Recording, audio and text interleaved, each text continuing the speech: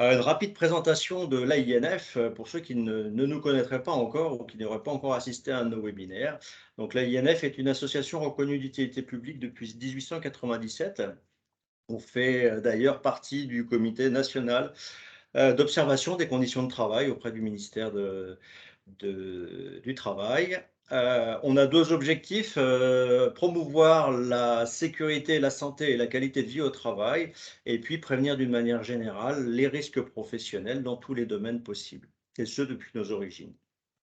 Alors pour cela, on organise les webinaires, donc chaque mois, le premier ou le deuxième mardi du mois, avec des thèmes qui vont toucher à la technique, à l'organisation et puis bien sûr à l'humain. Aujourd'hui, on va être beaucoup tourné vers l'humain, encore une fois, puisque la sécurité dépend avant tout des hommes et des femmes que constituent les entreprises. Autre activité, actualité de la INF, on va être dans 15 jours, donc pour ceux qui sont dans les Hauts-de-France, à la cérémonie des trophées de l'industrie, donc qui récompense chaque année depuis de très nombreuses années les meilleures pratiques dans l'industrie. Et donc on aura à cette occasion le plaisir de remettre un prix à une très belle entreprise qui met en œuvre ce que l'on va présenter également dans les prochaines minutes, c'est-à-dire la responsabilisation de ses collaborateurs. Et là, je dévoile un tout petit peu le sujet du jour. Et puis bien sûr, pour nos adhérents, différentes possibilités, hein, déjà de retrouver la totalité de nos replays et des présentations qui ont pu être faites au sein de nos webinaires, une veille réglementaire, une possibilité d'obtenir des bourses à INF pour financer les stages étudiants. Des formations en secourisme, en équipier incendie. La prochaine sera la semaine prochaine. Un outil également qui est mis à disposition d'auto-évaluation des pratiques en matière de santé et sécurité au travail. Et puis des outils prêts à l'emploi divers et variés pour servir de boîte à outils à toutes les entreprises. Dernière actualité, donc c'est notre 18e prix universitaire qui a été lancé début septembre. Et où donc on attend les candidatures pour le 15 décembre. Donc que vous soyez dirigeant, RH, enseignant, étudiant ou juste parent d'étudiants en master, sachez qu'il existe chaque année un jury pour le prix universitaire pour décerner les meilleurs dossiers. Et donc, je vous ai mis également là le QR code. Si vous flashez le QR code, vous reverrez la remise du 17e prix qui a eu lieu début octobre, donc dans une très belle entreprise, Florimond-des-Prés, dans les Hauts-de-France, bien évidemment. Même si on essaye de s'exporter un petit peu, on est quand même basé avant tout dans les Hauts-de-France. Voilà. La thématique aujourd'hui, c'est tout d'abord la rencontre lors d'un salon Préventica. En tant que président du jury du concours du prix des leaders bienveillants organisé par les équipes de Préventica. Et j'ai donc eu le plaisir de remettre un prix à une très belle entreprise et à monsieur Hugues Hortefeux qu'on voit ici sur la photo. Et puis il y avait un Bray également qui était dans la salle. Et ces deux personnes m'ont fait une très bonne impression et ont reçu un des prix du leader bienveillant. Alors elle veut nous expliquer un petit peu pourquoi. Je ne veux pas dévoiler le contenu du dossier et pourquoi ils ont été primés à ce salon. Mais en tout cas, c'était vraiment l'occasion de prolonger ce prix qui récompense un excellent travail. Et puis, l'occasion pour la INF d'avoir un retour d'expérience d'une entreprise par rapport au bien-être au travail. On avait eu le mois dernier un webinaire sur les risques psychosociaux et l'objectif pour toute entreprise, pour faire de la prévention, de mettre en place un cadre de travail euh, motivant pour les collaborateurs. Et donc là, c'était en complément aussi de ce dernier webinaire, de pouvoir avoir ce retour d'expérience d'un et d'une entrepreneur. Donc, je vais avoir le plaisir d'accueillir Marie-Noëlle Ray à mes côtés aujourd'hui pour vous faire cette petite présentation. Bonjour à tous et vraiment merci Eric. Alors, on va basculer comme prévu. Voilà, je vais couper mon écran et je te donne la main tout de suite. Ouais. Voilà, hop. Hop. Est-ce que vous avez mon écran à tout hasard? Alors pour l'instant, on te voit très bien, on ne voit pas encore la présentation. Pas encore la présentation. Alors attends, je vais regarder de nouveau rapidement. Tac, tac. Fermé. Alors on va le refaire. Hop. Est-ce que là, ça va mieux? C'est en train d'apparaître. Oui, tout à fait, c'est bon. Impeccable. Bon, ben bonjour messieurs, dames. Alors là, hop, il y a quelque chose qui se coince. Oui, ça y est, c'est bon. Comme le disait Éric Monti, on a eu l'occasion de se rencontrer donc, au Salon Préventica. Je vais faire assez rapidement, mais c'est important de repositionner les choses. Moi, je suis Marine Larré, donc j'ai un certain nombre d'années dans l'entreprise. Enfin, j'ai fait 12 ans d'entreprise industrielle pour finir après dans le bâtiment. Ça fait 12 ans que j'y suis. Et j'ai toujours eu des fonctions très transversales dans l'action proprement dite et bien sûr très managériale. Le constat de ces 30 années a permis d'abord de faire des erreurs managériales comme on peut tous en faire, et puis surtout de faire un constat, et surtout que nos publics changent, l'évolution, le regard du travail change, et bien de se faire un petit peu une analyse de ce qui peut se passer. Quand j'ai attaqué le bâtiment, j'ai été d'abord très surprise que je ne gagnais pas dans l'industrie, c'est que nous avons que du personnel hors site. Qui dit hors site, il se retrouve chez le client, même pas dans un site qui nous appartient. C'est vraiment un peu partout, je dirais, à l'image de ce qui se passe dans le télétravail. Et ben, à partir de là, ce qui nous intéresse, c'est de savoir est-ce que nos collaborateurs sont fiers de travailler pour l'entreprise? Est-ce qu'on est vraiment à l'écoute de leurs attentes? Donc vraiment, ça a été au départ ce choix-là. Et le constat a été flagrant, c'est que moi qui étais dans l'industrie, je m'étais aperçu que les machines, on savait très bien sans les entretenir. On avait des plans curatifs et préventifs. Donc, je vous passe les détails, hydrométrie, fuite d'huile et autres. Et en fait, on s'attachait beaucoup au matériel. Et on a juste oublié, si on prend l'exemple, moi, je ne sais pas, d'une machine, d'un camion ou autre, c'est qu'on a beau avoir les meilleurs outils du monde, si vous n'avez pas cette force vive, les collaborateurs, avec une vraie motivation de travailler, avec une vraie fierté de travailler pour l'entreprise, cela ne fonctionnera pas. Donc, c'est une démarche qu'on a mis en place il y a 4-5 ans, parce que vraiment, nous, dans le bâtiment, c'était un vrai sujet, bien avant le télétravail, et qui nous a vraiment fait plaisir. Pour commencer, je voudrais juste me remettre en avant les perspectives des entreprises à venir de demain. Je veux bien parler, bien sûr, de l'énergie, mais ça, c'est notre sujet de tous et de notre pays, ça c'est clair. Mais vraiment, les sujets de demain, ça va être vraiment la décarbonisation pour les entreprises.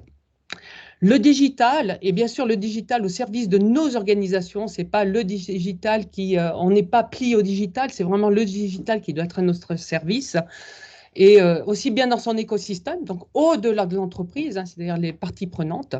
Et puis surtout, et comme je le disais tout à l'heure, l'humain va devenir l'attractivité et la fidélisation. C'est vraiment les enjeux de la décennie à venir.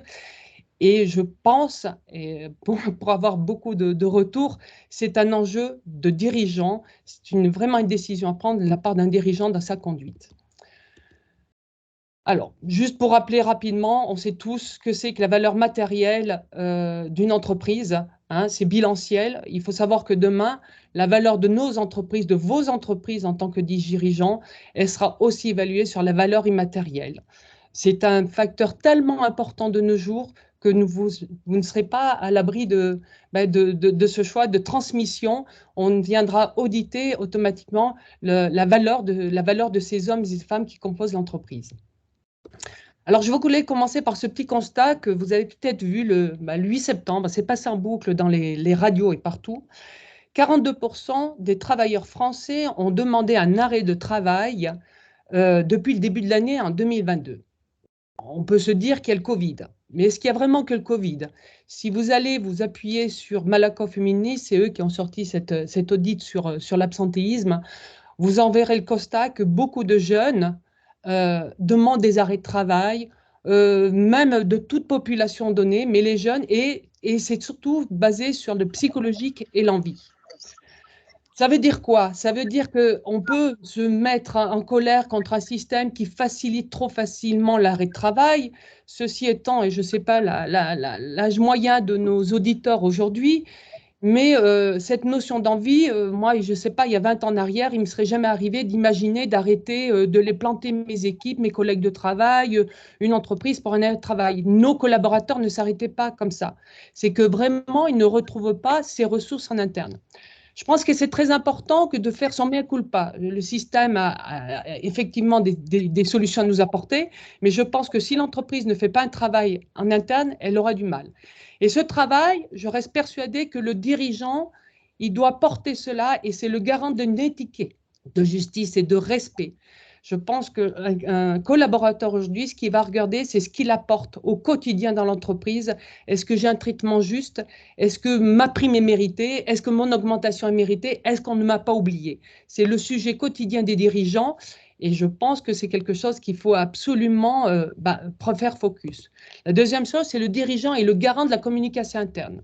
C'est la grosse difficulté aujourd'hui. Les réseaux sociaux, tous les éléments aujourd'hui, la téléphonie sont des outils aussi bien de désorganisation, même si ça crée des facilités, ça reste de la désorganisation et c'est un problème de maîtrise de communication interne. Et souvent, nos collaborateurs apprennent des choses vraies ou fausses, mais qui ne viennent pas forcément de la direction. Et ça, c'est un vrai sujet aujourd'hui. Tout à fait. Et pour compléter ce que tu dis, il y a bien sûr aussi la notion de sens. Le dirigeant doit donner du sens également aux actions des uns et des autres. Et donc cet enjeu de la maîtrise de la communication est un enjeu primordial en termes de santé, de sécurité et de bien-être pour que les gens aient plaisir à venir travailler le matin et en effet ne se mettent pas en arrêt. Je crois qu'il y a cette notion d'avoir le plaisir, la responsabilisation, c'est ce qu'on va évoquer aujourd'hui, que la personne se sente utile. Et pour ça, c'est bien évidemment vis-à-vis du dirigeant. Il attend que son dirigeant le reconnaisse dans son emploi. Eric, je ferai juste une petite parenthèse, c'est que le plaisir est parfois un peu plus personnel. Le plaisir peut être aussi où il est, j'irais plutôt dans l'instant, et que des fois, il faut avoir des projets pour que le plaisir devienne vraiment une réalité et qu'il soit vraiment construit. Ce qui est important, c'est qu'il faut aujourd'hui peut-être apprendre à mesurer un petit peu le fait de la non-implication du collaborateur dans l'entreprise, de sa démotivation. C'est directement de la marge nette qui part. C'est des coûts financiers énormes. On est même loin du chiffre d'affaires. C'est vraiment d'une perte nette. Donc, vous avez des capacités d'un salarié de 15 jours. Vous avez des incapacités qui vont au-delà de 20%. Vous voyez déjà tout de suite les coûts que ça peut représenter. Celui qui me paraît important aujourd'hui, c'est le coût de remplacement de départ, parce qu'on a beaucoup de turnover, on a bien sûr beaucoup d'absentéisme, on a du mal à retrouver de la main-d'œuvre, mais pourquoi on a cette perdition, on appelle cette grande démission, qui celle-ci peut coûter extrêmement cher, ça va de 25 à 250% du salaire annuel. Si je vous donne un exemple, 30 000 euros, on va de 7 500 à 75 000 euros. On sait qu'aujourd'hui, on a des postes de plus en plus techniques avec des outils où ça demande beaucoup de formation derrière et chaque perte est une vraie perte de valeur ajoutée, c'est des doublons, c'est vraiment des coûts importants. Et puis un coût caché que j'aime beaucoup ou j'aime pas, qu'on voudrait pas avoir et qu'on a dans l'entreprise et que parfois le dirigeant aura peut-être du mal à vouloir le voir, et pourtant il existe bien, celui-là, c'est Appici qui l'a sorti, c'est le coût moyen du salarié démotivé. Vous savez, celui qui va faire 70%, celui qui a 15 ans d'ancienneté, qui va dire, oh ben maintenant, moi je l'ai dit 10 fois, je ne le fais plus, ou le fait de ne pas se sentir dans un traitement juste, vous créez de la démotivation et ce n'est pas pour autant qu'il va partir. Celui-là va vous coûter encore plus cher. Voilà, c'est 14 600 euros par an par salarié. Donc ça, il faut le prendre en compte parce que je pense que demain, ce seront des facteurs peut-être de rentabilité à avoir au niveau des entreprises. Alors pour en parler, c'est très simplement, hein, nous, on est du secteur du bâtiment, donc bien concernés par la prévention et la sécurité, et on a mis en place toute une politique pour vraiment écouter beaucoup plus le collaborateur, le comprendre, et l'application par des solutions digitales. Le digital peut vraiment être à son service. C'est très clair, depuis 3 ans, on a des gains en termes, je vais parler en termes d'hommes, de vie. Hein. On avait une moyenne d'accidents de travail de 16, 19 par an avec un effectif constant. Aujourd'hui, alors je vous parle, ça fait 2 années de suite, on est à 3 accidents. Donc tout ça, ce n'est pas venu par magie, par secret. C'est que vraiment, on a fait un travail pour impliquer et responsabiliser le collaborateur. Pareil au niveau du turnover, cette envie-là, il faut savoir que l'envie crée des risques, aussi bien des risques pour l'entreprise d'organisation, de productivité, mais des risques sur chantier, des risques vraiment pour sa santé. Quelqu'un qui est démotivé, il n'est pas concentré, il n'y va pas, il n'est pas dans son attention complète. Donc, je voulais vraiment vous dire, voilà, la première chose, c'est que le fait d'avoir mis en place cette réflexion-là et de l'appliquer nous a amené directement des bénéfices, et vraiment des taux de marge assez intéressants. Voilà. Ce que je vais vous expliquer maintenant, ben, c'est les critères un peu de motivation d'un collaborateur. Vous avez le prisme du dirigeant qui, quand il se lève le matin, il a son propre prisme de motivation qui est absolument légitime. D'abord, il est là pour gagner de l'argent, il est là pour pérenniser. Il est là, me semble-t-il, et il le faut, trouver des collaborateurs qui ont envie, qui sont engagés. Mais sa motivation n'est pas forcément celle de son collaborateur. Donc, il faut arriver à sortir de ce prisme-là, dans ce que je vais vous montrer, et vous mettre à la place du collaborateur, de celui qui fait, de celui qui est au fond, derrière une machine, de celui qui va balayer, de celui qu'on ne voit peu. Et pourtant, dans ce maillon, je dis toujours, les collaborateurs, c'est un collier, hein, et puis vous avez ce petit fil qui nous réunit tous, et bien, qui fait que cette chaîne peut fonctionner. Donc, dans quelques critères, vous allez avoir le premier, qui paraît assez simple, c'est le partage du contenu du collaborateur avec réciprocité. Ça veut dire quoi? Alors aujourd'hui, vous voyez beaucoup de SIRH, mais qui sont souvent tournés pour le DRH. Et non loin, je veux leur enlever ça, mais le SIRH va être au service du DRH et pas forcément du collaborateur. Pour avoir fait du social pendant 20 ans, et moi la première, vous aviez une armoire derrière vous et le collaborateur ne savait pas ce que vous aviez sur lui.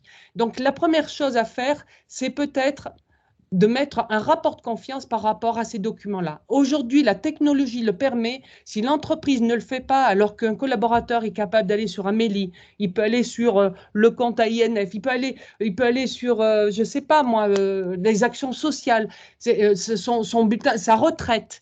Donc, l'entreprise, si aujourd'hui, elle n'apporte pas au moins cette information-là, vous allez créer un décalage avec les évolutions à venir de demain. Donc, une fois que ça s'est posé, la deuxième, c'est la qualité de la transmission du message du dirigeant.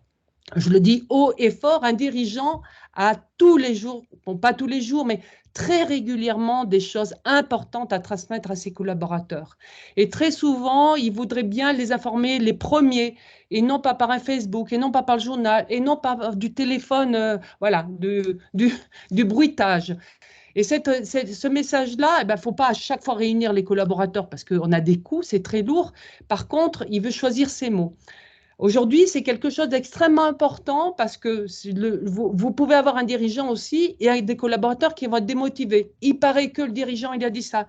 Il paraît que demain, on va être dans 10 ans à 0 carbone. Mais comment on va faire? Ça va nous demander encore plus de boulot. Cette compréhension du dirigeant est une souffrance pour les collaborateurs, mais pour le dirigeant même. Donc, c'est vraiment un sujet à travailler. Et de l'autre côté, si tout le monde se comprend, c'est de l'adhésion. Et aujourd'hui, une réunion ne suffit pas pour qu'un dirigeant dise sa vision. Vous avez des petites choses au quotidien qui doivent nourrir le collaborateur en disant « Ah, le dirigeant, je parle bien au PME, hein, j'ai peut-être oublié de préciser, mais la PME, un collaborateur a besoin du regard et de la stratégie du dirigeant. » La posture, là, il manque un E. La posture managériale, les points forts et les points d'effort. Aujourd'hui, et je pense que vous êtes concernés aussi, nous avons, et tous fait cette erreur ou pas, mais c'était un fait, mis de très bons techniciens en tant que chefs. Alors, voilà, on est très heureux de faire évoluer des chefs, des techniciens. La seule chose, c'est qu'on se rend compte que cette posture est toujours très difficile et qu'ils ne savent pas forcément responsabiliser les gens, ils ne savent pas déléguer. Ça, c'est une vraie difficulté parce que quand vous avez un chef qui commence à prendre, à déposséder la mission du collaborateur, vous le mettez dans une notion de déresponsabilisation alors que l'objectif, c'est de le responsabiliser. Et pour le responsabiliser, c'est vraiment lui faire des feedbacks, lui dire ses points forts au quotidien, ses petites victoires. Quand je dis dire, c'est aussi formaliser, c'est important. Et pas convoquer la personne que quand ça ne va pas. Et puis ses points d'effort en disant, ben voilà, tu as fait quelque chose, c'est peut-être pas comme ça qu'il fallait le faire, mais c'est pas grave. Mais vraiment, aujourd'hui, les collaborateurs ont besoin de ce retour, de ce feedback des managers. Si vous réappropriez la responsabilité des gens liés à la mission du collaborateur, Et je fais une parenthèse, hein, mais aujourd'hui, on n'a jamais vécu autant de gens dépressifs par manque de responsabilité. Notre société prend en compte tout le bien-être des collaborateurs, on est vraiment autour d'eux. Eh bien, on a de plus en plus de dépressifs. En fait, ils en perdent peut-être une perte d'envie, une perte de sens. Moi, je leur ramène toujours aux enfants, si on ne sait pas leur donner des responsabilités, ben vous ne les construisez pas.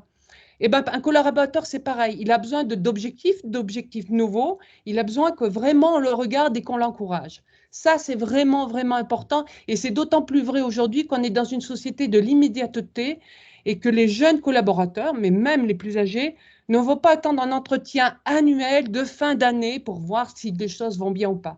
Les choses doivent se faire avec des éléments factuels et au cours de l'année. Mesurer l'engagement du collaborateur, c'est une des choses, je pense, les plus importantes aujourd'hui. Le drame, et ça n'engage que moi, mais le drame aujourd'hui, c'est les augmentations générales. On sait tellement peu comment s'y prendre. Nos managers qui ne nous ont pas donné des éléments factuels pour pouvoir voir si le collaborateur grandit et vraiment dans la conduite de la stratégie d'entreprise. Ou alors des primes, quelle valeur on y met. Et un collaborateur, il faut qu'il se base toujours sur du factuel. Et vous l'encouragerez que s'il a l'impression d'avoir un traitement juste et équitable. Donc cet engagement, bien sûr qu'il faut fidéliser les équipes, bien sûr qu'il faut les encourager, mais vous ne pouvez pas avoir une motivation qui est équipe alors que derrière, vous avez un désir d'abord personnel. C'est vraiment, à mon avis, très important. Sinon, vous créez des désengagements. Si vous donnez une nomination générale, alors que vous savez foncièrement, mais vous n'avez pas les éléments factuels de collaborateurs qui se sont différenciés, ça ne veut pas dire qu'ils seront bons toute leur vie, mais ils ont une année exceptionnelle, avec des éléments factuels, vous allez tirer les gens vers le haut. C'est de l'efficience. L'objectif, c'est de s'occuper des bons. Ça, c'est hyper important et de pouvoir les aider quand il y a une période un peu difficile. Et de l'autre côté, c'est de la reconnaissance. Si vous savez reconnaître les petites choses, voilà, les petites victoires, vous avez dû l'entendre, c'est key wins. Et bien ça, il faut l'avoir le jour où vous allez rencontrer le collaborateur, tous les key wins qu'il y a pu y avoir. Et ça, le digital le permet aujourd'hui et il me paraît important d'y aller. L'écoute active, c'est la grande mode, le grand mot. Hein, l'écoute, il faut. Moi, qui suis jury dans des écoles de commerce, je rencontre beaucoup de candidats et je leur dis, ben, c'est quoi la définition du manager? Ah ben, c'est l'écoute. Je dis oui, mais ça suffira pas l'écoute, hein, disponible. Ça suffit pas non plus. C'est-à-dire qu'à un moment, vous pouvez pas avoir un collaborateur, ça fait 10 fois que je le dis et ça ne remonte pas. Vous le perdez.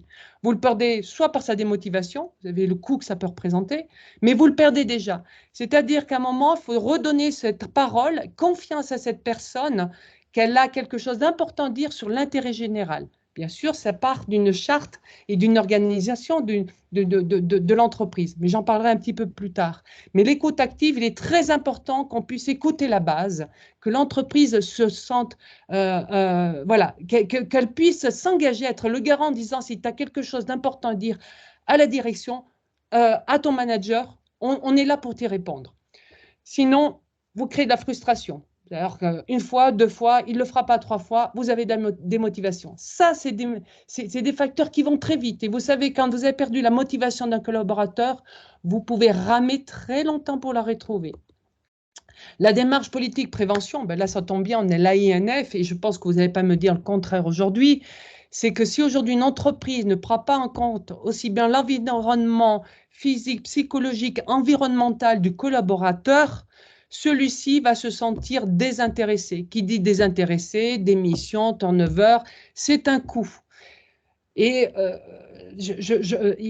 honnêtement, et vu les résultats nous qu'on en a obtenus, ça serait quand même dommage de passer à côté parce que d'abord vous créez, quand je vous dis qu'on est passé de 16 accidents à 3 accidents, mais j'aime m'amuser à dire encore à notre auditeur Maz, où on travaille sur les CESO, dire ah oui, on a eu 3 accidents, mais félicitez-nous pour peut-être les bras cassés qu'on n'a pas eu, les arrêts qu'on n'a pas eu.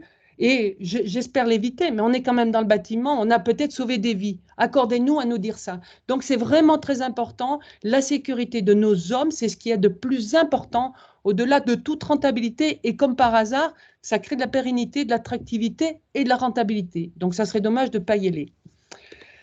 Et l'autre partie, c'est le respect, l'exemplarité et l'équité. Voilà, ça aussi, un collaborateur, s'il ne voit pas un N+1 ou qu'il ne voit pas son dirigeant dans ce respect, l'exemplarité et l'équité, ça ne dure pas dans la durée. Ça ne dure pas.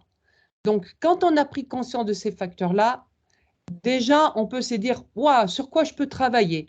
Est-ce que je suis plus du côté de droite, donc de ces fonctions un petit peu bleues et je me sens rassurée? Faut pas rêver, on n'est pas forcément tout à droite, mais on peut se dire sur quoi je peux activer de telle manière que j'améliore ces différents points de vue. Et ben c'est un Hop, petit hop, peu. hop. Ah, Attends. vas-y, dire. Excuse-moi. Est-ce que je- Je reprends très rapidement et puis je vais essayer de compléter ou de redonner un regard aussi différent. Merci en tout cas pour ce partage parce que je crois qu'il y a énormément de clés dans la motivation du collaborateur, quel que soit le secteur, que ce soit le bâtiment ou ailleurs. Il y avait une petite question là dans le chat qui concernait le contenu collaborateur, ce qu'on pouvait appeler le contenu collaborateur. Ouais, C'est le dossier RH hein, c'est plus qui que est, ça. Enfin, nous, voilà, ce qu'on a mis en place, ça va beaucoup plus loin. C'est oui, mais si bien c'est déjà tout ce qui est le dossier RH, donc les entretiens, l'historique du salaire, le contrat de travail. C'est déjà toute cette documentation qui va être du collaborateur et tout ce qu'on va pouvoir après faire vivre au quotidien de toutes les remarques positives qu'on va pouvoir avoir vis-à-vis du collaborateur, des réalisations particulières, des actions de formation qu'on va avoir sur le collaborateur. C'est vraiment tout ce que le collaborateur va avoir pu faire dans l'entreprise, en dehors de l'entreprise, qui pourra intéresser soit le RH, soit le collaborateur, soit même le manager aussi, je pense. Ouais, merci Eric de compléter là-dessus. Et vraiment, il y a aussi cette notion documentaire. Tous les documents d'entreprise, aujourd'hui, on fait de l'affichage, nous on le voit bien, c'est impossible de mettre à jour un affichage. On met énormément à disposition les documents au service des collaborateurs et ça, c'est l'entreprise qui décide ce qu'elle veut partager comme document. Je dis toujours attention entre transparence et clarté. Donc, ce qui est important, c'est d'avoir de la clarté, c'est s'adapter au langage familier de nos collaborateurs, donc leur mettre à disposition ce dont ils ont besoin. C'est un espace où on ne parle pas du tout de rentabilité, ni de chef d'affaires, ni de non-conformité. On va parler de santé, on va parler de prévention, on va parler des présences. Ils ont eu assisté à des réunions, ils ont assisté à des causeries. Ça sera individualisé. C'est-à-dire chaque collaborateur aura dans son espace là où il a été présent et là où il a été dans ses actions, dans ses propositions. Donc c'est vraiment une culture tournée totalement sur l'humain. Tout Est-ce à que ça fait. va, Donc ça, Eric? c'était le premier point. Le deuxième point, je crois que on l'avait déjà souligné avant, c'est la communication. Très important pour le dirigeant de motiver par la communication. Je crois, clair pour tout le monde, mais c'est quelque chose de très difficile pour que le bon message soit donné en temps réel. Parce que dès qu'on a même 1 heure ou 2 heures de décalage, il y a de fortes chances qu'un message un peu déformé soit déjà arrivé vers le collaborateur. Le troisième point, hein, très important, je dirais, sur la manière dont tu présentes la chose, les points forts et les points d'effort. On a souvent tendance à parler de points forts et points faibles. Alors, le mieux, en effet, c'est de parler de points d'effort, de points à améliorer. Ce sera toujours pris d'une manière plus positive vis-à-vis des équipes de mettre en avant ce sur quoi on doit travailler pour augmenter, bien sûr, nos points forts, mais aussi tous les autres points qu'on va avoir à améliorer. Et point fort, point d'effort, ça résonne bien. En tout cas, merci pour cet apport linguistique. Oui, oui, La responsabilisation, là, je suis totalement, bien sûr, pour et à tout niveau de responsabiliser les gens, de ne pas les infantiliser et de leur donner de la fierté, hein. C'est vraiment la première des choses. J'ai encore été, je disais hier, pour faire le tournage du film qui sera diffusé lors des Trophées de l'Industrie. Et vraiment, la personne, c'est un simple opérateur qui est vraiment le relais du dirigeant dans son atelier en termes de sécurité et il a vraiment cette fierté de porter ça sur ses épaules, de pouvoir l'expliquer. Et je crois que c'est vraiment une des clés très importantes de responsabiliser les gens, de leur faire confiance aussi. Mesurer l'engagement, ça c'était très très bien. L'écoute active, juste pour rappel, pour ceux qui ne nous ont pas suivis ces derniers mois, on avait fait un webinaire entier sur justement qu'est-ce que l'écoute et l'écoute active, bien sûr, parce que ça en découle, mais qu'est-ce que l'écoute en entreprise? Comment faire en sorte que cette écoute soit un véritable outil du manager et de la direction et comment la mettre en œuvre. Donc ça, je vous renverrai vers ce webinaire. En l'espace d'une demi-heure, trois quarts d'heure, vous aurez les clés sur comment mettre des bons processus d'écoute dans vos entreprises. Une politique de prévention, je crois qu'on n'en parlera jamais suffisamment. Les accidents coûtent cher, tu nous l'as rappelé tout à l'heure, et la prévention, la discussion avant permet énormément de gains pour l'entreprise, de gains en motivation bien sûr, mais de gains financiers. Donc ça, c'est vraiment quelque chose auquel on croit beaucoup, et je l'avais dit dans l'engagement de l'AINF, un de nos objectifs, c'est de mettre en œuvre la prévention dans tous les domaines. Et puis, comme tu le disais, aujourd'hui, le dernier point, ça va être cette notion d'exemplarité, d'équité et de respect, c'est-à-dire de vraiment mettre l'humain, hein, parce que derrière ces trois mots-là, c'est juste savoir que le collaborateur comme le directeur, ce sont deux humains. Et donc, il faut aussi que les règles applicables à l'un soient applicables à l'autre. Donc, on va parler d'exemplarité, on va parler de respect. Le respect, c'est juste savoir que la vie des uns est tout aussi importante que la vie des autres.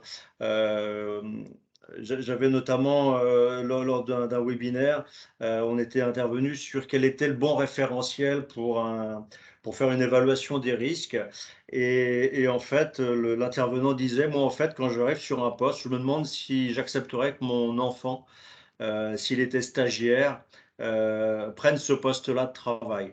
Et si je considère que c'est trop risqué pour mon enfant, je ne peux pas comprendre que je le donne à quelqu'un d'autre à faire. Donc je pense que c'est juste du respect, en fait, le fait de mettre en place des procédures de santé, de sécurité dans l'entreprise. C'est avant tout du respect de soi et du respect des autres. Alors bien sûr, l'accident est toujours possible. Le zéro accident, c'est quelque chose de très difficile et un petit peu utopique. Mais le respect en tout cas et de tout faire pour que l'accident ne se produise pas, c'est le devoir de tout chef d'entreprise. Voilà. Puis le dernier point, l'équité. Je crois qu'à partir du moment où on reste factuel, on va vers cette équité. Juste parce que si dans les auditeurs, certains veulent avoir plus de précision après, je vais garder le timing. Je rappuierai juste sur un point de prévention que, en t'écoutant, Eric, je trouve que c'est important. Dans ce qu'on a mis en place, et ce qui a certainement désamorcé énormément les accidents de travail, c'est qu'on laisse la parole aux collaborateurs. Qui n'est pas mieux placé que lui-même que de se sentir en danger? En fait, la difficulté de la prévention, c'est souvent, on met un responsable de prévention qu'on peut comprendre, mais ça a tendance à déresponsabiliser. Et aujourd'hui, il n'y a pas d'autorité sur la prévention. C'est-à-dire qu'on laisse l'espace complet à nos collaborateurs qui puissent dire, dans mon environnement, ça peut être même un sous-traitant, peu importe. Il y a un être humain qui va se mettre en danger, qui va mettre un chantier en danger. Il est là pour alerter. C'est vraiment désacraliser le fait de réapprendre à regarder son environnement, soit accepter que la direction entende que le collaborateur se sente en danger, vous mettez un niveau de confiance sans équivoque. Voilà. Et ça, je pense que c'est une réussite d'avoir su imbriquer ça. Ça peut être du temps. Hein. On est dans une solution où on met du temps, il faut mettre 1 an, 2 ans, et avec une direction qui est vraiment toujours derrière à encourager les moindres efforts qui sont faits. Moi aussi, c'est ça que je parle d'exemplarité, c'est que c'est d'abord la direction qui appuie sur les points forts et les points d'effort de chacun. Je continue, Eric? Vas-y. Donc, une fois qu'on a dit tout ça, ben, nous, on a créé une solution pour nous, hein, très simplement. C'est vraiment une solution d'entrepreneur pour entrepreneur. Et ça nous a amené une chose très simple, c'est que la bienveillance, eh ben, elle se fait sans complaisance. Le problème de la bienveillance, et je pense que vous l'avez vécu, c'est que du coup, on n'ose plus rien dire. Voilà, non seulement on déresponsabilise, mais on dit plus rien. Et le fait de dire plus rien ou de plus savoir le dire, eh ben, on est en train de faire un peu un petit millefeuille où tout d'un coup, on ne sait pas ce qui se passe, mais vous avez un collaborateur que vous perdez ou une ambiance qui se passe mal.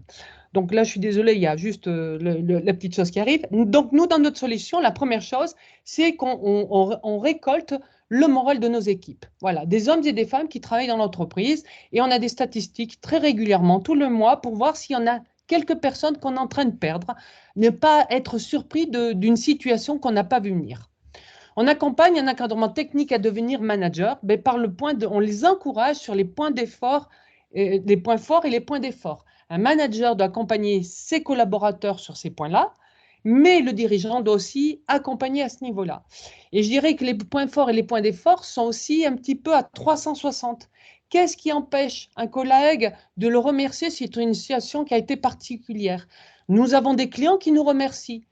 Nous allons remercier les collaborateurs qui ont travaillé pour ces clients. On individualise vraiment l'action que chaque individu a pu avoir. On implique tous les collaborateurs à être acteurs et responsables de la prévention et de sa mission. Vraiment, c'est ça qui est important. Vous ne pouvez pas faire travailler une équipe si vous n'avez pas pris. C'est comme dans une classe. Hein. Vous avez une institutrice qui vous dit qu'elle va monter le niveau global de la classe. Si elle ne prend pas les difficultés individuelles, vous ne ferez rien avec la classe. Vos équipes, c'est pareil. Je sais bien qu'il faut avoir un engagement d'équipe, mais si vous ne prenez pas les individualités, vous n'y arrivez pas. Si vous ne les encouragez pas, si vous ne les acceptez pas être un peu différents et à progresser, on n'y arrive pas. La structure de la communication interne, ben ça, c'est vraiment avec le dirigeant. Alors, je vais aller très vite, mais quand je dis la communication, ce qu'il faut retenir, c'est qu'un collaborateur, il sache où aller pour avoir une information fiable. Voilà. Et qu'il n'ait pas besoin par des travers, des communications, des téléphones. Il faut que l'entreprise puisse dire, quand tu as besoin d'une information, c'est ici. C'est pas forcément qu'un seul canal, hein. Ça peut être un journal interne, ça peut être, nous, dans l'espace, on lui met à disposition, mais en tout cas, le collaborateur, sans équivoque, il sait où pêcher l'information. Et ça, c'est super important et c'est un gros gain de temps, même dans la productivité. Encourager l'initiative, l'engagement individuel et d'équipe, bon, je ne le rappellerai pas, mais si vous savez comme c'est important, et quand je dis l'engagement, hein, ça peut être aussi des fois des déceptions, mais il faut savoir le faire, c'est important. Les gens ont besoin de cette reconnaissance, quoi. Gère et qualifie la remontée du terrain. Nous, on le vit de par nature. Hein. On a un groupe qui a 130 ans, donc nous, les gens qui sont par nature loin, ils trouvent certainement un intérêt de ne pas avoir la direction sur le dos. Mais je pense qu'ils sont très contents qu'on puisse les voir, qu'on puisse connaître leurs engagements et ce qu'ils ont pu apporter. Et vraiment, on est étonné tous les jours de la force et de la qualité de nos collaborateurs. Et en fait, ça nous amène à nous occuper des bons et puis de récupérer ceux qui vont moins bien ou peut-être même de les accompagner à partir. Ce n'est pas grave. C'est-à-dire qu'aujourd'hui, on travaille même sur le départ d'un collaborateur. Voilà, on n'est pas une entreprise de bisounours. Par contre, quand vous passez d'un turnover à 14 ou 6%, c'est pas mal aussi. Hein. Donc, le turnover est sain, il n'en faut pas trop. Et puis, la dernière chose, si vous faites des entretiens individuels, basez-vous sur du factuel. Oh, combien de managers vont se baser sur de l'intuitif, sur du vécu d'il y a 15 jours, d'il y a un mois. Et il n'y a pas pire qu'un facteur de démotivation qu'un collaborateur qui se souvient, lui, qu'au mois de février, au mois de mars, mais il n'a pas les pièces, il n'a pas les moyens de montrer ça. Ça, c'est hyper important. Donc, nous, on est arrivé à mettre ça en place. Donc là, c'est un dossier RH partagé. Donc nous, voilà, nous ce qu'on a mis en place, c'est un dossier partagé pour tous, mais vraiment tourné collaborateur, bien sûr accessible aux managers, à les directions par rapport à des droits. Un canal de communication maîtrisé par la direction, fluide et multisite. C'est-à-dire qu'il y a des critères, on ne fait pas ce qu'on veut, hein, vraiment ça c'est important. Beaucoup de matérialisation sur les initiatives, des actions de prévention, des points forts et d'efforts, mais pas que de la prévention. Hein. Ça peut être sur le métier, ça peut être la relation qu'on a avec un client, ça peut être pas mal de choses, mais on a un livre d'histoire. C'est comme votre bulletin de santé maintenant, quand vous allez sur la sécurité sociale, eh bien, vous avez votre historique de santé quand vous êtes allé chez le médecin. Là, c'est pareil. Un collaborateur, il va voir qu'il y a telle réunion, qu'il a une telle augmentation, qu'il a une prime. Votre manager a les éléments aussi pour construire son entretien. Bien sûr, c'est le maintien de l'activité, de la fidélisation. Quand vous avez un livre ouvert partagé avec le collaborateur, je peux vous assurer que les entretiens, ils ne sont pas basés sur il paraît, donne-moi un exemple. Voilà, on est basé sur du factuel, sur le savoir-faire. Mais ça, tout le monde, voilà, on est tous sur des grilles, des cases à cocher du savoir-faire. Mais on sait que 80% du temps, c'est le savoir-vivre, le travail ensemble. C'est des fois la vie personnelle qui impacte sur le bien-être et la motivation du collaborateur. Et tout ça, c'est un gain de temps incommensurable qui est malheureusement difficile à chiffrer, mais qui est aujourd'hui apprécié à tous les niveaux d'échelle et pas que le DRH. Vraiment, ça, c'est vraiment important. Donc, l'humain est le plus gros facteur de rentabilité pour la décennie à venir. Ce n'est pas moi qui le dis. Regardez un petit peu toutes les études qui le montrent. Vous allez dans les journaux spécialisés RH, on sait que demain, entre la démographie, entre un public qui change, ça va être le facteur majeur de réussite de nos entreprises et de pérennité. Ça, c'est une certitude. Donc, je vais juste conclure, voilà, nous, pour vous montrer, je ne vais surtout pas faire une démonstration, mais vous dire, voilà, c'est le tableau service du collaborateur. On ne parle que de lui, on ne parle pas du tout de chiffre d'affaires, de rentabilité. On est à sa disposition sur plein de choses. Si vous êtes intéressé, ce n'est pas l'ordre du jour, n'hésitez pas, ce sera avec grand plaisir que j'organiserai un nouveau webinaire sur comment tout cela est appliqué. Mais ne jamais oublier que l'ambition, elle est collective et que la motivation est individuelle. Une équipe de Jeux Olympiques qui fait du bateau, ils sont 3 dans l'équipe, ils veulent gagner la médaille olympique, mais chacun va avoir sa propre motivation très personnelle qui peuvent nous surprendre, mais ils vont surtout essayer de gagner pour une personne peut-être partie, pour une bourse scolaire, pour ce que vous voulez, mais certainement, voilà, c'est ça qui va les transcender en tout cas. Donc voilà, c'est juste pour montrer des facteurs.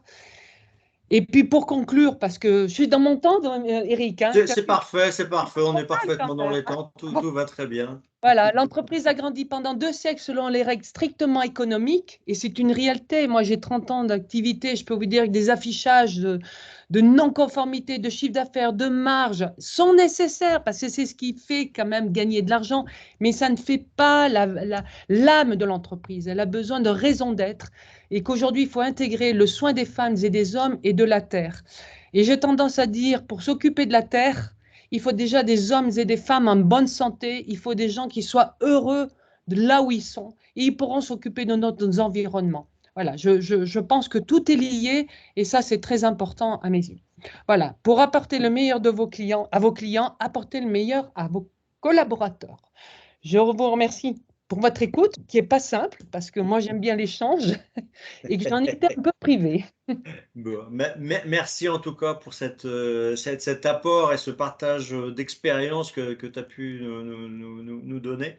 Alors bien sûr, derrière, il y a possiblement un SIRH, etc. Mais l'idée était avant tout de mettre en avant un petit peu les points importants à maîtriser pour un dirigeant. Pour garder une motivation, pour encourager la motivation de ses collaborateurs et faire en sorte que l'entreprise reste une dynamique d'humain avec des objectifs communs, une motivation de chacun individuel, mais avec des ambitions collectives. Donc merci pour ce retour. On va tout de suite prendre des questions si jamais il y en a. On en avait une tout à l'heure d'éclaircissement, mais là je vous invite les uns ou les autres à ouvrir vos caméras, à ouvrir le micro et puis à questionner. On a encore, je dirais, un quart d'heure, 20 minutes. Alors je vois que quelqu'un demande. Allez-y. Monsieur Mollet. Oui, bonjour, vous me voyez, vous m'entendez? Bonjour, oui, on vous voit. Oui, monsieur Mollet, bonjour, enchanté. Allez-y. Je vous laisse vous présenter rapidement et puis nous poser la question. C'est toujours intéressant de savoir quelle entreprise. Éric Mollet, manager dans une entreprise du e-commerce, du grand e-commerce. J'ai plein de questions, donc je vais commencer par la première. Déjà, qu'est-ce qui a déclenché il y a 4 ou 5 ans cette approche que vous avez dans l'entreprise? Est-ce qu'il y a un fait particulier? Oui. Sur quoi vous vous êtes basé? Qu'est-ce qui vous a mis la puce à l'oreille pour… Je vous remercie. C'est vrai que je suis passée un peu vite sur cette genèse parce que j'avais que 3 quarts d'heure, mais vous m'autorisez un peu plus, donc c'est top. Très simplement, moi j'étais dans l'industrie et je me suis rendu compte comment les choses étaient très structurées dans l'industrie et que la valeur ajoutée était la machine. 80% de la valeur ajoutée dans l'industrie est la machine. Donc on consacre beaucoup de moyens et de temps sur la machine. Je suis arrivée dans le bâtiment, j'ai été ébasourdi, d'ailleurs traumatisé au départ en me disant, mais on a plus de 120 collaborateurs dans la nature, mais je ne sais, et c'est eux qui font la valeur ajoutée. Nous sommes dans le second œuvre, nous avons que des plaquistes, des peintres, des sous-traitants, et je ne sais rien des intérimaires, hein, c'est-à-dire que là aussi, pareil, le regard de l'intérimaire, les stagiaires, les apprentis, et à part un certificat médical qui me dit qu'il va bien, et potentiellement un manager qui va me dire, là, ça va plus, mais bon, ça sera un facteur immédiat, c'est-à-dire qu'on n'est pas dans la durée, on n'a pas un regard. Je me dis, mais c'est pas possible. Il faut être beaucoup plus en lien avec nos collaborateurs. Et puis, il se trouvait que dans le bâtiment, il y a vraiment un gros retard sur la partie de gestion parce que c'est des plus petites tailles d'entreprise. Beaucoup de fichiers Excel pour voir le collaborateur. Et ce qui est assez surprenant, parce qu'on a été amené à commercialiser, c'est qu'on je me retrouve même avec des industriels à avoir ce genre de solution, parce qu'en fait, ils ont des SIRH, ils ont des choses très performantes administrativement, mais ils se disent, on est passé juste à côté d'une chose, c'est de l'humain. C'est-à-dire que qu'est-ce qui fait que mon collaborateur est fier de travailler? C'est vraiment anticiper le décrochage d'un collaborateur, anticiper, ne pas passer de côté quelqu'un qui a envie, qui est moteur. C'est vraiment ça qui est important et que le dirigeant ait ce regard-là. Voilà, se disant, j'ai une agence qui va moins bien, il faut que j'y aille, je le vois, il y a une ambiance tendue, il y a un N+1 qui est peut-être en difficulté parce que l'équipe est en souffrance. En soi, ce n'est pas grave et c'est normal. La seule chose, c'est que notre devoir de dirigeant, c'est remettre les gens dans une situation de confiance et de sécurité mentale et sécurité physique. Voilà. J'espère que j'étais pas trop longue, mais je pourrais en dire longtemps. Très bien, merci beaucoup. Une autre question? Oui, pour compléter, alors moi pour compléter, alors bien sûr il y a ce démarrage et le partage d'expérience, c'est une très bonne chose. Beaucoup d'entreprises aussi attendent d'être vraiment, je dirais, acculées, soit suite à un accident, soit suite à des problématiques de départ et de difficultés à recruter, et commencent à se mettre à réfléchir et à se poser la question et de s'auto-analyser sur quelles sont leurs bonnes pratiques ou leurs mauvaises pratiques. Ce qu'il faut bien retenir, et je confirme ces délais, c'est que ce genre de démarche, pour vraiment instaurer un véritable climat, une culture sécurité, une culture de confiance dans l'entreprise, avec des gens qui vont être beaucoup plus responsables, beaucoup plus autonomes, et qui vont faire confiance à leur manager, à leur direction.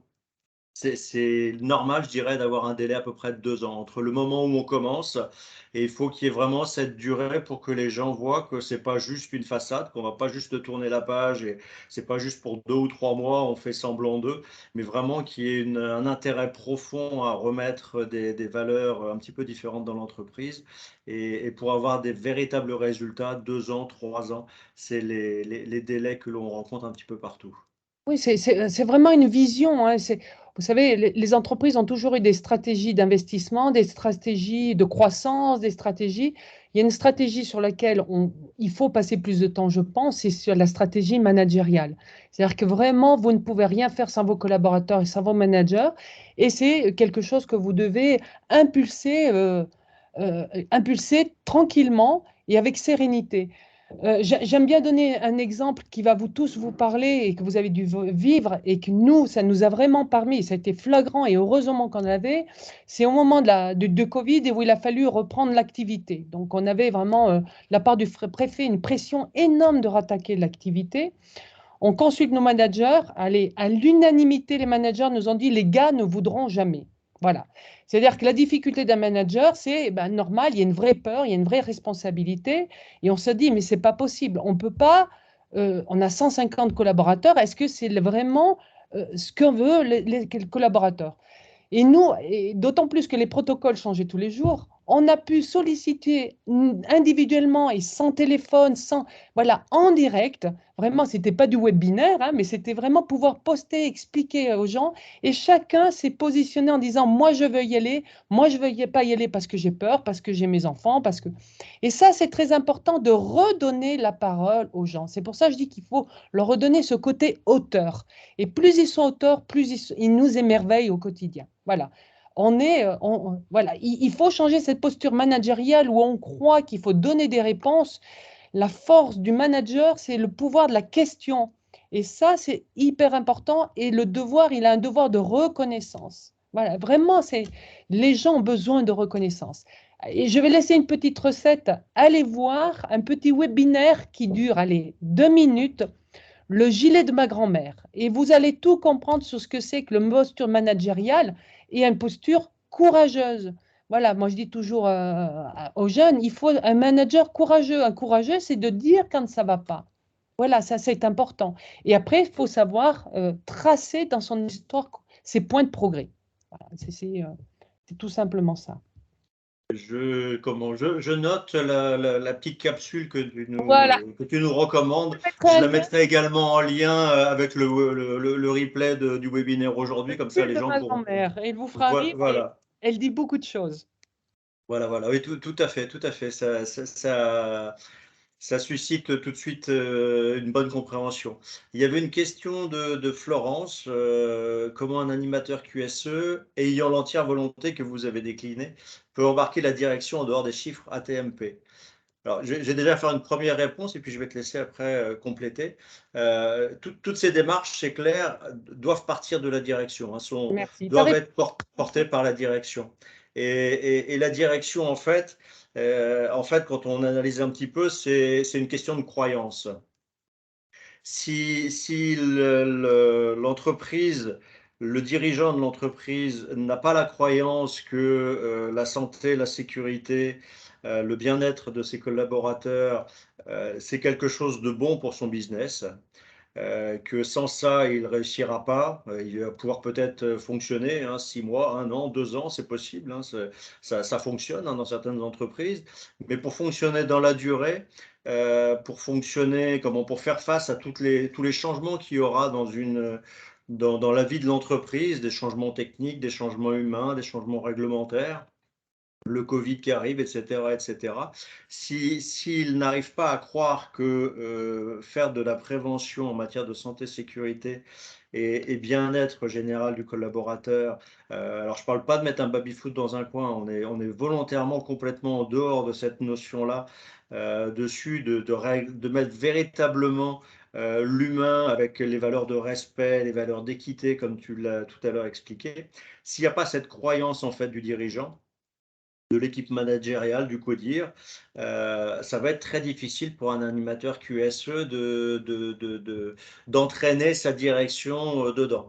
Donc, je dirais peut-être le questionnement également sur quelles sont leurs valeurs, quelles sont leurs croyances, en quoi ils croient et en quoi ces croyances, il faut utiliser ces croyances pour en faire des leviers vers la santé-sécurité. Je te laisse compléter la Oui, parce que réponse. tu es tellement dans le vrai, Eric. Voilà, je vais mettre un petit poil à gratter et j'entends très bien cette animatrice parce qu'il est évident que vous ne pourrez rien faire sans la direction. Par contre, je peux vous donner quelques clés pour l'éveiller à ça. Il faut savoir qu'un dirigeant, et croyez-moi, j'en suis un, a beaucoup de soucis, hein. Il faut pérenniser, rendre compte avec les banques, trouver de nouveaux marchés et autres.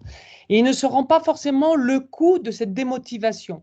Donc, à un moment, il cherche souvent, et la marge aujourd'hui, elle est difficile à récupérer, donc il faut lui parler un petit peu de coût. Voilà, et les choses viennent un petit peu naturellement.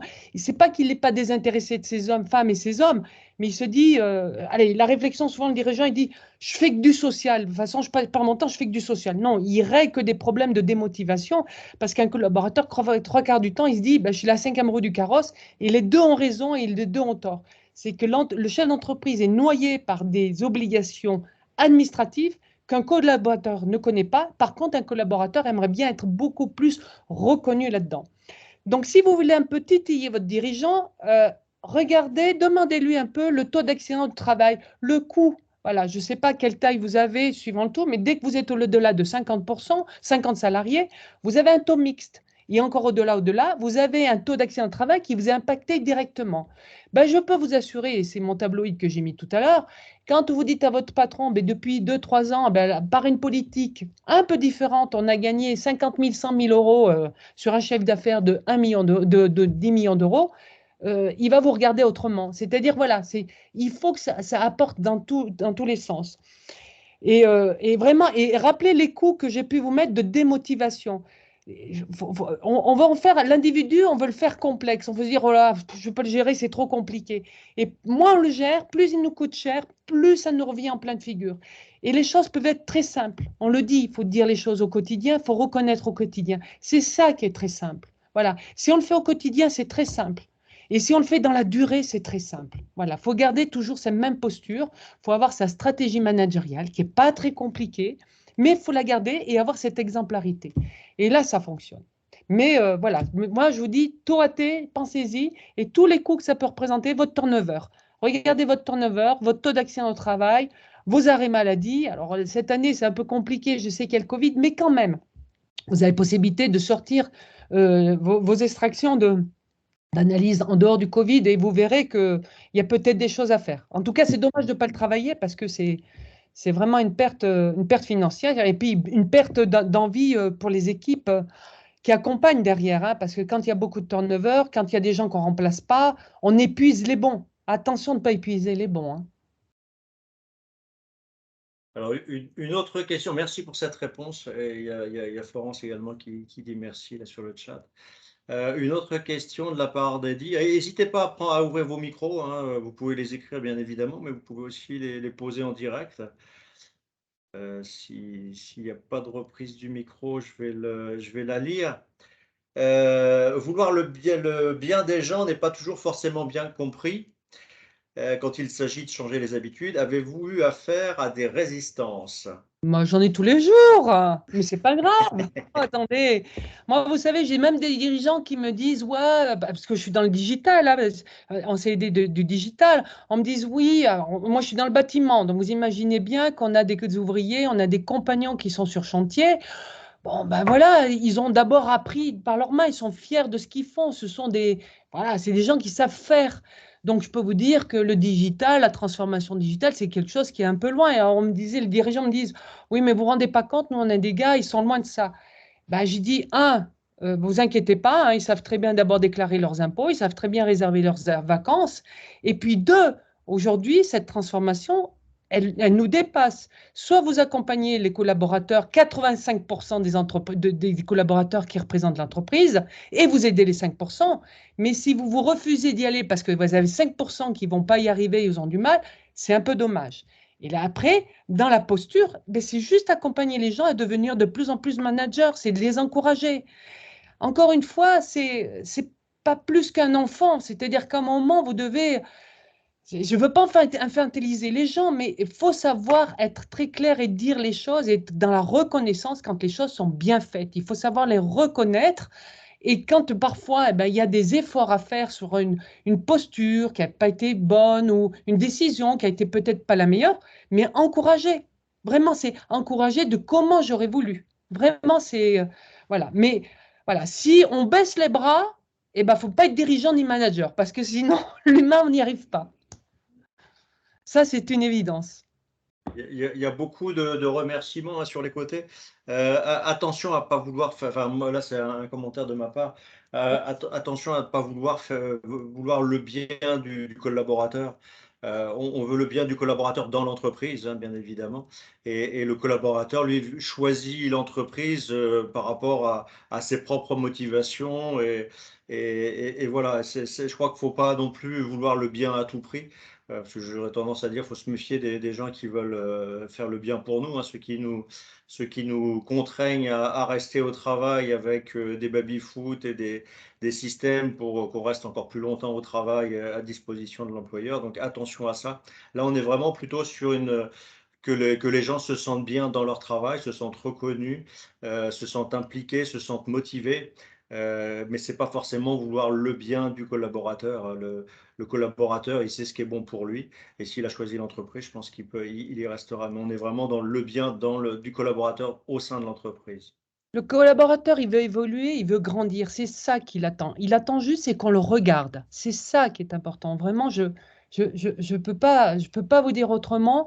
Et un manager, quand il a quelque chose, aussi bien un point fort, mais surtout un point d'effort, il est très simple à transmettre quand on n'oublie pas qu'on le fait pour l'intérêt général. Et c'est ce qu'on appelle l'équité. C'est que quelque part, c'est là où ça donne du sens. C'est pas, si je te dis ça, c'est pas à titre personnel, c'est que pour l'entreprise, c'est un bien. Vous savez, la notion de télétravail est pas facile dans notre métier, puisque 90% de nos collaborateurs sont sur chantier. Le télétravail proprement dit à la maison que nos assistants et assistantes pourraient avoir, eh ben, on essaie d'être équitable en disant attention, parce qu'on a quand même 80%, oui, au télétravail, mais au service des gens de terrain. C'est hyper important de ne pas perdre ce lien des gens de terrain. Tout à fait. Voilà, donc je vois qu'il y a pas mal de remerciements et de félicitations sur le chat. Est-ce qu'on a encore une dernière question? Je vois Monsieur Mollet qui demande la parole. Allez-y. Oui, c'est encore moi, je suis désolé. Bonjour, oui, voilà. C'est un plaisir, c'est un plaisir. Ah, c'est un peu une question à tiroir. Ah oui. Bon, vous avez lié nombre de vos actions durant votre présentation sur le digital. Et donc, j'en ai compris à la fin, notamment au travers du tableau au service du collaborateur, que c'était la réponse que vous avez amenée pour, on va dire, matérialiser le lien avec vos équipes qui sont sur le terrain. Est-ce que j'ai bien compris jusque-là? oui, tout à fait, oui, c'est ça. C'est la force du digital aujourd'hui qu'on ne pouvait pas avoir auparavant. Très bien. Alors, à ça, moi, j'ai deux questions.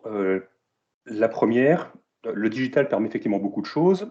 Cependant, la difficulté réside, de mon point de vue, dans la capacité de celui qui le met en place à le maintenir à jour quotidiennement ou régulièrement, ou à un cycle qui est pertinent pour le devoir d'information que l'on a vis-à-vis du collaborateur. Ma question, c'est comment avez-vous organisé vos équipes managériales pour en fait donner du sens à ce digital, c'est-à-dire suivre, comme j'ai pu le voir, il y avait marqué des alertes, il y avait quelques petites choses sur votre tableau de bord. Qui s'en charge? Comment avez-vous organisé votre entreprise pour dire, toi, tu vas t'occuper de ça, je veux un délai de réponse dans les 24 heures, toi, tu vas t'occuper de ça. Voilà. Comment ça se passe? Comment vous faites en sorte que votre collaborateur, quand il utilise le digital, il se dit, non seulement l'outil est efficace, mais en plus, derrière, il y a des gens qui répondent. Alors, c'est vraiment je suis contente parce que c'est vraiment le sujet. C'est que l'avantage de la solution, c'est qu'elle n'est pas portée par une personne, elle est portée par tout le monde. Alors, quand vous me parlez, par exemple, d'alerte visite médicale, il est évident, moi, je vous parle 10 ans en arrière, on avait un fichier Excel qui n'était jamais à jour avec des alertes qui n'étaient jamais tenues. Aujourd'hui, le RH ne fait juste mettre dans cette base-là sa visite médicale et par magie, ça donne l'alerte aussi bien au collaborateur qu'au RH qui va être concerné par la visite médicale. Ça, c'est un exemple. Après, on n'est pas sur un Facebook, on n'est pas un truc d'échange. Je vous donne un exemple. Nos collaborateurs aujourd'hui se connectent entre 8 à 10 fois par mois. On n'est pas sur un Facebook, on n'est pas sur du chat. On est sur quelque chose de très structuré. C'est-à-dire, je vous donne un exemple. Quand je dis les points forts et les points d'effort, n'importe qui dans l'entreprise peut mettre un message de fort ou d'effort à n'importe qui dans l'entreprise avec un modérateur qui est le dirigeant qui a mis une charte en place en disant s'il y a des points d'effort, il faut d'abord en avoir parlé avec le collaborateur sur comment je l'attendais les choses. Si c'est des points forts, bah bien sûr, c'est beaucoup plus simple. Mais c'est tout le monde qui, à un certain moment, a besoin de poster une information. Si vous avez un collaborateur qui a une demande, donc nous, c'est l'entreprise qui décide des critères de demande. Ça peut être une demande sur sa prévention, ça peut être une demande personnelle, ça peut être une demande de formation. Chaque type de demande, de typologie des demandes, est renvoyé au responsable de ce type de typologie. Si c'est une formation, ça va aller au RH. Si c'est une idée, nous avons une personne qui s'occupe des idées. Si c'est une situation dangereuse, ça va être l'animateur de sécurité qui va recevoir. Ça ne veut pas dire que cette personne va régler, c'est peut-être pas à elle de le régler, mais elle a la responsabilité de s'assurer que la demande va aller au bout des choses. Et pas plus tard qu'hier, moi je vous donne des éléments factuels. On a un compagnon qui nous a donné une idée. Chaque année, on fait un gros pactage de vêtements à nos collaborateurs. Et là, j'ai reçu une demande d'un collaborateur en disant À l'ère, et j'ai trouvé ça hyper chouette, parce qu'à l'ère où on doit faire des économies, est-ce qu'aujourd'hui, il faut que vraiment nos compagnons aient 5 t-shirts, 4 pantalons? Je me rends compte qu'on n'utilise pas tout. Je dis, mais il a absolument raison. On part de principes, voilà. Et donc, on lui a répondu tout de suite, et on est déjà en train de réfléchir. Mais si on n'avait pas eu son regard de terrain, vous savez, c'est les gens qui font qui savent. Apprenons à écouter ceux qui sont sur le terrain. Et malheureusement, les managers ont trop tendance à vouloir donner des réponses. Ils se disent, oula, je suis chef, donc je dois donner la réponse. Non, non, on doit inciter l'intérêt du collaborateur, dire, mais c'est hyper intéressant ce que tu dis, et qu'est-ce que tu en penses? C'est ça. Et là, c'est super fort, parce que et là, le manager peut mettre des messages. Donc, en fait, il n'y a pas 50 portes d'entrée, c'est très simple. On a d'abord, et c'est important, les évolutions de salaire. Donc, on a un mode SaaS avec le logiciel de paye. Ils peuvent même venir saisir leur temps avec un mode SaaS qui est généré avec un outil métier. Parce qu'aujourd'hui, le digital vous permet de ça. C'est des passerelles très simples qui évitent au RH, qui évitent à tout le monde d'aller ressaisir 10 fois, 3 fois. J'en vois beaucoup 3 fois. Et puis, on a une gestion des commentaires sur lequel on tient, qui est vraiment la propriétaire d'entreprise, qui est déconnectée de la solution, quoi. Vraiment où par contre, vous avez un contrôle sur chantier, le collaborateur va retrouver son permis de conduire, sa carte BTP, il va retrouver la carte grise du véhicule, il va retrouver tout ce dont il pourrait avoir besoin, il va retrouver, je ne sais pas, moi, la mutuelle de l'entreprise. Pourquoi ennuyer le service RH alors que c'est des choses qui peuvent avoir accès naturellement? Voilà, c'est plein de liens qu'on leur met, on s'occupe du collaborateur, que du collaborateur. Et il nous renvoie des choses assez incroyables. Je n'imaginerais pas aujourd'hui, après 4 ans d'expérience, de l'enlever à nos collaborateurs. Je pense que ça serait vraiment un vrai sujet. Et honnêtement, les SIRH, tout ça, c'est un autre sujet. Vous voyez, avoir des contrats de travail en automatique, des signatures électroniques. Bien sûr, on est sur des contraintes administratives, mais ce n'est pas ce qui fait l'humain. Ce n'est pas ce qui fait l'envie du travail. Tout à fait. En fait, ce qui m'intéressait là-dedans, c'est donc l'organisation que vous venez de décrire, effectivement, avec chacun qui est responsabilisé. Et ça, ça rejoint ce que vous disiez. Et ensuite, est-ce qu'il y a quelqu'un est-ce que c'est vous qui, à un moment donné, est-ce que vous avez des indicateurs pour... parce que la confiance n'exclut pas le contrôle. Hein. Est-ce que les temps de réponse sont suffisants? Est-ce que les actions sont menées à leur terme? C'est-à-dire, même s'il y a des choses qui n'aboutissent pas, mais le collaborateur est informé en temps et en heure de l'avancement ou du fait que ça ne va pas avancer pour telle et telle raison. Est-ce que ça, vous le suivez ou ça se fait naturellement. D'abord, il faut savoir que le collaborateur, quand il passe à l'écrit, il ne dit pas la même chose à l'oral. Voilà, tout ce qu'il peut dire à l'oral, comme par hasard, par écrit, c'est beaucoup plus construit, c'est beaucoup plus impliquant et c'est beaucoup plus intéressant. Voilà. Malheureusement, et je l'ai beaucoup vécu dans le bâtiment, mais c'est partout, mais on se tape dans les poches, je t'ai dit, mais on ne s'est pas compris, mais c'était quand, mais voilà. Donc, quand vous laissez la possibilité de l'écrire au collaborateur, c'est autre chose. Et il a absolument la possibilité dans l'engagement de la direction, si tu n'es pas content d'un retard de réponse, eh bien, formalise-le. C'est-à-dire qu'après, on a des critères où on peut extraire toutes les données. Je vous donne un exemple, que ce soit les messages ou les demandes, c'est des typologies décidées par l'entreprise. Des typologies, ça peut être de la prévention, de l'implication, ça peut être... Je vous donne un exemple, on est en train de changer, nous on a plus de 1500 mètres d'altitude, donc il faut qu'on change les pneus. Donc on est là à impulser aux collaborateurs, chacun individuellement, ben voilà, tu dois changer tes pneus. On n'est plus dans le télé, la direction a dit qu'il fallait que tu passes au dépôt. On est dans l'efficacité de l'information. Et vraiment, si un collaborateur, parce qu'il sait que c'est nos engagements, c'est notre charte, s'il n'a pas une réponse dans les 24 heures, eh ben, il peut absolument dans l'écriture dire je veux un rendez-vous avec la direction. Parce que c'est nos vraies valeurs, c'est ça notre engagement. C'est que quand tu as quelque chose à dire, je t'y réponds. Tu as une situation dangereuse, la direction, l'entreprise se doit d'y répondre. Je dis la direction, on se doit d'y répondre. Donc si tu n'y réponds pas, là, je veux un rendez-vous avec la direction. Je dis toujours l'écrit, l'oral, il ne faut jamais enlever la relation humaine. Voilà, jamais. L'avantage du digital, c'est que vous gardez un historique du collaborateur. Vous êtes beaucoup plus juste dans ce qu'il est, dans ce qu'il a accompli. Et moi, je dis toujours, la reconnaissance, c'est 80% de reconnaissance. Si vous utilisez que les points d'effort, voilà, vous allez le démotiver, quoi. Si les écrits sont faits que de points d'effort, il faut faut reconnaître les gens. On a tous des points de progrès à avoir, tous, et même les dirigeants. Et ce qui est assez fabuleux aujourd'hui, c'est que, c'est marrant, quand on a eu le prix du manager bienveillant, mais c'est que maintenant, aujourd'hui, la direction a même de la reconnaissance des collaborateurs. Un dirigeant a besoin de reconnaissance. Vous savez, il est très seul, hein. Il y a des vrais doutes. Cette communication, ça le travaille, cette gestion de l'humain, il le sait qu'il a besoin de cette reconnaissance, mais il ne sait même plus comment s'y prendre. Il les voit partir et des fois, c'est des postes clés. Retrouver, c'est une inertie. Ben, pendant qu'il cherche un collaborateur des entretiens, ben, il ne cherche pas des clients, il ne cherche pas des solutions sur son énergie, il ne cherche pas autre chose. Fondamentalement, si on ne s'occupe pas plus de l'humain, et comme il ne va pas y avoir un portefeuille important pour tout le monde, les collaborateurs vont faire leur choix, hein. Donc, si on ne s'en occupe pas, vous ne posez pas la question, ce n'est pas les 100 euros, hein, qui les font changer, hein. C'est vraiment un environnement global.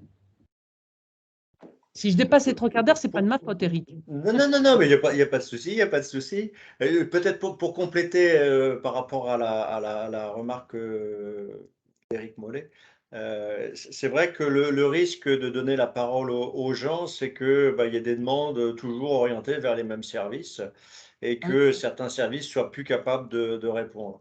Ce qu'on voit Si là où ça fonctionne, en oui, fait, oui. c'est souvent un manque d'autonomie parmi les équipes.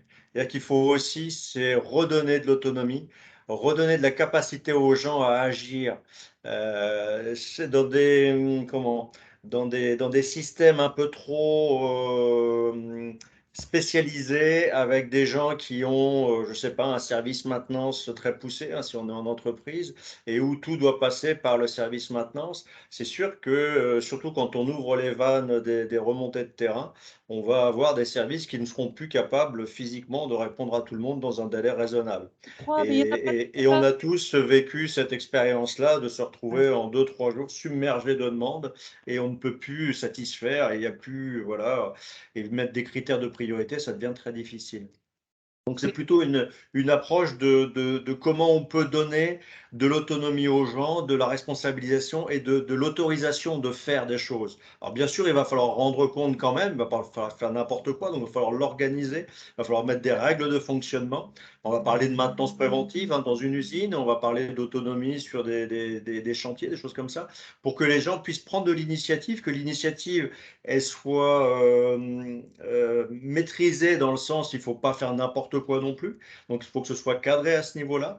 Il faut également que le dirigeant, le manager, sache récompenser l'autonomie que la personne va avoir prise pour pouvoir améliorer les choses.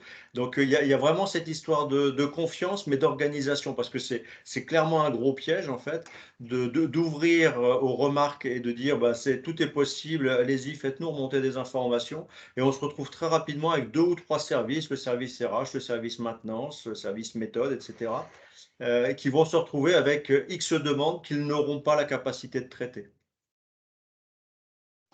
Et en fait, quand on passe à la formalisation, il y en a 100 fois moins. C'est juste ça que je voulais dire. C'est que vraiment, et en plus, si vous l'accompagnez vraiment d'une charte, d'une structuration, c'est passionnant ce qu'on a pu avoir.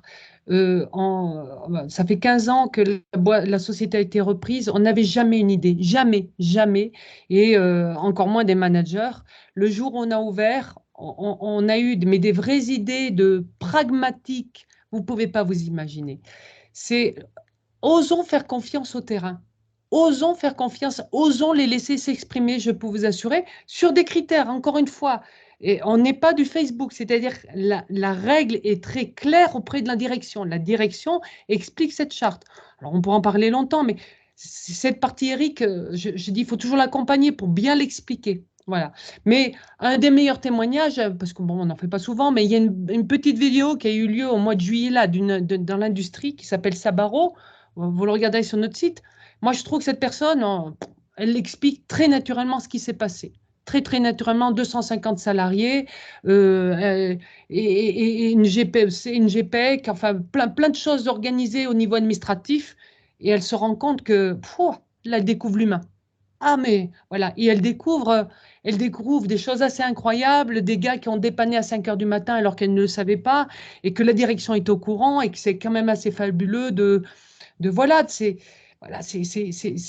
voilà, regardez le collaborateur. Comme on aimerait que nos enfants soient regardés par un institut, comme s'il était un peu unique. Voilà, le collaborateur doit se sentir un peu différent, peut-être pas un numéro et qu'il apporte autre chose. Considéré. Ouais, ouais, ouais. Et puis je vous dis, voilà, je dis toujours, sachant rencontrer les collaborateurs, les forces vives, celles qui vont bien, savoir les remercier, c'est super important aujourd'hui. Mais je suis sûre qu'il y avait des collaborateurs là au milieu qui disaient oh, j'aimerais bien avoir ça, moi. Mais parlez-en à votre direction. C'est très souvent Merci. un rapport d'étonnement qu'il y a. Merci beaucoup. Je vous en prie. Merci pour ces commentaires. Une dernière question. Je vois qu'il y a Éric Simonin qui avait levé la main. Et puis, je pense qu'après, on va être obligé de clore le sujet. J'ai levé la main, c'était plus pour faire un commentaire. Donc, Éric Simonin, ingénieur conseil à la CRAMIF. Concernant la motivation des collaborateurs, ce que je peux vous dire, c'est que quand nous intervenons dans des situations difficiles où il y a des risques psychosociaux, ce que nous cherchons toujours à faire, c'est à mettre en première question, aimez-vous votre entreprise? Et je peux vous dire que même lorsqu'il y a des situations énormes, des grosses tensions, la réponse est toujours massivement oui. Ça veut dire que les gens aiment leur entreprise, ils n'aiment pas tout ce qui s'y passe forcément, voilà, mais ils aiment leur entreprise. Voilà. Et je crois que derrière, derrière ce que vous mettiez côté employeur, absolument remarquable d'ailleurs, voilà, je tenais à le rajouter parce que moi, ce qui m'a plu aussi dans votre intervention, c'est le titre. Parce que bienveillance, on en entend parler, mais sans complaisance, mais c'est indispensable et c'est crédible. C'est crédible. Sinon, c'est pas crédible. Sinon, c'est louche. Voilà. Donc voilà, vos salariés aiment votre entreprise, soyez-en persuadés, et ils aiment s'y trouver bien. Et quand ils sont responsables, ils s'y trouvent bien, ils sont épanouis, ils restent, etc. Moi, j'ai juste une petite phrase. Merci beaucoup pour cette intervention parce que je suis pleinement convaincue, tellement c'est fort. N'oublions jamais qu'un candidat choisit une entreprise et souvent quitte un manager. Voilà. Ça, c'est important. C'est souvent la relation, c'est cette relation, ce regard à l'humain qui fait qu'on va quitter. Voilà, c'est entendre ses difficultés, entendre ses forces. C'est vraiment, merci beaucoup parce que, enfin voilà. Après tant de temps de travail, j'en suis pleinement convaincue que tout est basé là-dessus et ça sera d'autant plus prenant et fort demain parce que le monde va très vite et je pense que les gens vont vouloir un peu, voilà. Revenons, je pense qu'on a besoin de directions qui voient des visions sur du long terme et il faut prendre le temps de se poser sur cette vision-là et qu'on ne pourra jamais faire de croissance externe, qu'on ne pourra jamais se développer plus si on ne prend pas en compte l'humain davantage ou on va vers de vraies difficultés, je pense. Donc voilà, ça, c'est notre part de responsabilité en tant que chef d'entreprise, ça c'est sûr, on en a une. Merci pour ce rappel que les collaborateurs aiment leur entreprise. Je crois que c'est important de le rappeler. Donc merci pour ce dernier commentaire. On va s'arrêter là pour aujourd'hui. Merci à tous parce que vous êtes restés très nombreux jusqu'à la fin. Et puis un grand merci à Marie-Noëlle Ray pour être venue nous présenter ce retour d'expérience de l'entreprise, de solutions également qui peuvent être mises en place. Voilà, merci pour ce partage d'expérience. Un dernier mot peut-être à toi et puis on va se quitter après. Oh, je sais pas, non, mais tu le sais, Eric, je suis un livre sans fin, tellement je suis à la fois passionnée, mais certainement convaincue de cette posture à avoir. Je dirais juste, si vous avez besoin d'échanger encore derrière, Eric vous donnera mes coordonnées. On a un site qui s'appelle cadis.fr. Enfin, vous pouvez aller sur notre page LinkedIn où vous verrez des témoignages. Voilà, très simplement, c'est revenir à des choses très simples et basiques et efficace, quoi. Voilà, on est là pour voir. Arrêtons de perdre du temps. Voilà. Bah, merci pour ces bonnes conclusions. Donc oui, vous aurez bien sûr les contacts, hein, vous les avez sur LinkedIn, sur Internet, et puis je vais vous envoyer dans les prochains jours le replay d'aujourd'hui avec le petit lien pour aller voir la capsule sur les gilets de ma grand-mère également, pour aller un Voilà. petit peu plus loin dessus. Je vous souhaite à tous une très bonne soirée. Et puis je vous dis à bientôt, à très bientôt sur un de nos webinaires ou au cours d'un événement, les trophées de l'industrie dans 15 jours, Préventique à Paris au mois de mai prochain. Voilà. Au grand plaisir d'échanger avec vous. Très bonne soirée à tous. Au revoir. Merci, bonne soirée à tous. Bon courage, bonne continuation.